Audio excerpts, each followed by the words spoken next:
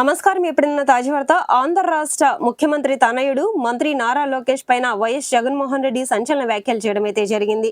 మీ అబ్బాయిని కాపాడుకోవడానికి ఇదంతా అంటూ సంచలన వీడియోను షేర్ చేసిన వైఎస్ జగన్ అయితే దీనిపైన సిబిఐ ఎంక్వైరీ కూడా వేయండి, మేమేంటో చూపిస్తామంటూ కూడా వైఎస్ జగన్ సవాల్ అయితే విసిరారు. సో దీనికి సంబంధించినటువంటి వీడియో కంప్లీట్ గా తెలుసుకోవాలి అనుకున్నట్లయితే స్కిప్ చేయకుండా చివరకు చూసి నచ్చితే లైక్ చేసి మన ఛానల్ సబ్స్క్రైబ్ చేసుకుని సపోర్ట్ చేస్తుండండి. రాష్ట్ర వ్యాప్తంగా నిరుద్యోగ యువత వైఎస్ఆర్సీపీ శ్రేణులు చేపట్టిన శాంతియుత దీక్ష శిబిరాలపైన దాడులు జరగడం పట్ల పార్టీ అధినేత వైఎస్ జగన్మోహన్ రెడ్డి తీవ్ర ఆగ్రహం వ్యక్తం చేశారు. విజయవాడలో జరిగిన ఘటనకు సంబంధించిన వీడియోను తన ఎక్స్ ఖాతాలో పోస్ట్ చేస్తూ ముఖ్యమంత్రి చంద్రబాబు నాయుడు ప్రభుత్వ తీరుపై విరుచుకుపడ్డారు. నిరుద్యోగుల సమస్యలపైన ప్రశ్నిస్తే హింసతో సమాధానం చెబుతారని నిలదీశారు.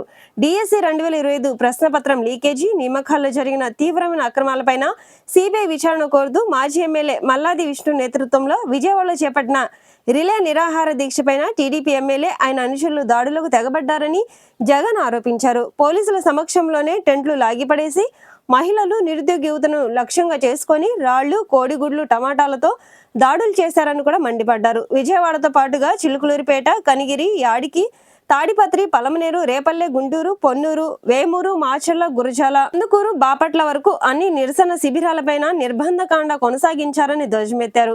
తన కుమారుడు విద్యాశాఖ మంత్రి నారా లోకేష్ ను బాధ్యత నుంచి తప్పించడానికే ప్రభుత్వం పోలీసు యంత్రాంగాన్ని, పార్టీ శ్రేణులను ఉపయోగిస్తుందని కూడా జగన్ విమర్శించారు. డిఎస్సి ప్రక్రియ పారదర్శకంగా జరిగితే సిబిఐ విచారణకు ఎందుకు భయపడుతున్నారని కూడా ప్రశ్నించారు.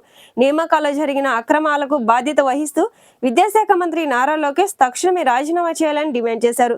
ప్రస్తుతం 9,000 కోట్లకు చేరిన విద్యా దీవెన, వసతి దీవెన బకాయిలను వెంటనే చెల్లించాలని కూడా అన్నారు. సూపర్ 6 హామీ ప్రకారం నిరుద్యోగులకు నెలకు 3,000 చొప్పున గత 2 ఏళ్ల బకాయిలతో కలిపి తక్షణమే విడుదల చేయాలని కూడా డిమాండ్ చేశారు. శిబిరాలను ధ్వంసం చేసి అరెస్టులు చేసినంత మాత్రాన డిఎస్సి లీకేజ్ ఆధారాలను చెరిపేయలేరని జగన్ తేల్చి చెప్పారు. నిరుద్యోగ యువతలో రగులుతున్న ఆగ్రహాన్ని అణచివేయడం ఎవరి వల్ల కాదన్నారు.